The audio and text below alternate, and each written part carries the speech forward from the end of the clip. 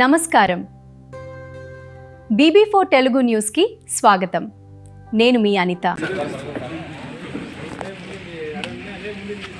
రజకుల ఐక్యత, రజకుల ఐక్యత, రజకులకు 200 యూనిట్లు ఉచితంగా వెంటనే, 200 యూనిట్లు వెంటనే, రజకులకు 200 యూనిట్లు వెంటనే, రజకులకు 200 యూనిట్లు వెంటనే, రజకులను ఎస్సీ జాబితాలకు వెంటనే, రజకులను ఎస్సీ జాబితాలకు వెంటనే, రజకుల పైన దాడులు, రజకుల పైన దాడులు, రజకుల పైన దాడులు, రజకులను ఎస్సీ జాబితాలకు వెంటనే, రజకులను ఎస్సీ జాబితాలకు వెంటనే, రజకులకు 200 యూనిట్లు వెంటనే, రజకులకు 200 యూనిట్లు వెంటనే, రజకులకు 200 యూనిట్లు వెంటనే,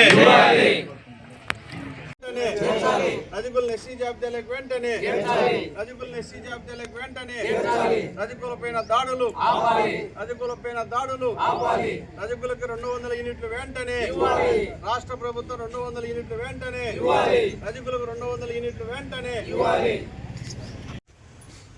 ఈరోజు నార్పల గ్రామంలో రజకుల సమావేశం జరిగింది. గంగమ్మ గుడిలో ఈ రజక సమావేశాలకు జిల్లా కార్యదర్శి నారాయణప్ప గారు, అదేవిధంగా బయ్యన్న గారు, పాపన్న గారు, చంద్రశేఖర్ గారు, పెద్దన్న గారు తదితరులు అందరూ కలిసి ఈ సమావేశంలో పాల్గొన్నారు.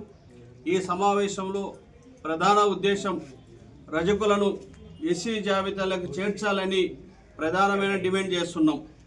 అదే కాకుండా చంద్రబాబు నాయుడు ఎన్నికల ముందర మాకు మాట ఇచ్చాడు. కేంద్ర ప్రభుత్వంతో మాట్లాడి నేను రజకులందరినీ ఎస్సీ జాబితాలకు చేర్స్తామని చంద్రబాబు నాయుడు మాటిస్తే మొన్న జరిగిన అసెంబ్లీ సమావేశాల్లో మా పట్ల ఒక్క మాట కానీ మాట్లాడలేదు. అసెంబ్లీ సమావేశాల్లో దానికే మాకు బాధ కలుగుతుంది. చంద్రబాబు నాయుడు చెప్పిన మాట ఏంది, మళ్ళా అధికారంలోకి వస్తేనే మమ్మల్ని మర్చిపోయాడే, ఎందుకు ఈయన చంద్రబాబు నాయుడు ఈ రకంగా మమ్మల్ని ఇబ్బంది పెడుతున్నాడని మేము ఆవేదన వ్యక్తం చేస్తున్నాం. ఇప్పటికైనా కానీ చంద్రబాబు నాయుడు వెంటనే రజకులందరినీ ఎస్సీ జాబితాలకు చేర్చడానికి కేంద్ర ప్రభుత్వంతో మాట్లాడి మాకు అదొకటి చేయాల్సిందిగా చంద్రబాబు నాయుడు కోరుతున్నాం. అదేవిధంగా 10వ తారీఖున ఈ నెల 10వ తారీఖున 10, 11, 12 జరిగే పాదయాత్రల సందర్భంగా బండ్లపల్లిలో గ్రామీణ ఉపాధి హామీ పథకాన్ని కొనసాగించాలని కేంద్ర ప్రభుత్వం, మేమేమంటున్నాం, కేంద్ర ప్రభుత్వం ఒక నిర్ణయం తీసుకుంది. ఆ నిర్ణయాన్ని మేము వ్యతిరేకిస్తున్నాం. కేంద్రంలో ఏం చెప్తోంది, గ్రామీణ ఉపాధి పథకానికి మేము 60% ఇస్తాము, 40% రాష్ట్ర ప్రభుత్వాలు పెట్టుకోమంటుంది.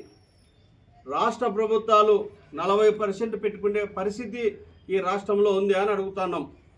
ఉండే సంక్షేమ పథకాలకే డబ్బులు ఇవ్వలేదు, ఇంకా గ్రామీణ ఉపాధి పనికి 40% ఇస్తారా అని అడుగుతున్నాం. ఈ దేశంలో కరువు పని అనేది, ఉపాధి హామీ పథకం అనేది పూర్తిగా నీరుగార్చాలనే ఉద్దేశంతోనే ఈ దేశ ప్రధాని దీన్ని నీరుగార్చడానికి ప్రయత్నం చేస్తున్నాడు. ఇది సరైన పద్ధతి కాదని మేము తెలియజేస్తున్నాం. రేపు జరగబోయే 12వ తారీఖు బల్లపల్లి జరిగే కార్యక్రమానికి నార్పల్ల మండలంలో ఉన్న రజక సోదరులందరూ కానీ మేము మద్దతుగా, ఆ కూలీలకు మద్దతుగా మేము అంతగానే ఆ బహిరంగ సభలో పాల్గొంటున్నాం. ఆ బహిరంగ సభకి ఎవరు వస్తున్నారు?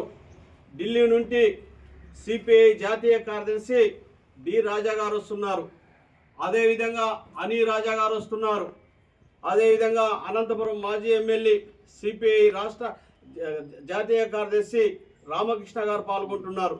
అదేవిధంగా రాష్ట్రంలో ఉన్న సిపిఐ జాతీయ నాయకులందరూ కానీ ఈ కార్యక్రమంలో పాల్గొంటున్నారు. కాబట్టి ఆ సందర్భంగా నార్పల మండలంలో ఉన్న రజక సోదరులందరూ, ప్రేమైన రజక సోదరులందరూ కానీ ఆ కార్యక్రమానికి మద్దతుగా, నాయకులకు మద్దతుగా మేమంతా కానీ వెళ్ళి ఆ కార్యక్రమాన్ని విజయవంతం చేస్తామని విజ్ఞప్తి చేస్తూ మేము ఆ కార్యక్రమంలో పాల్గొంటామని తెలియజేస్తున్నాం.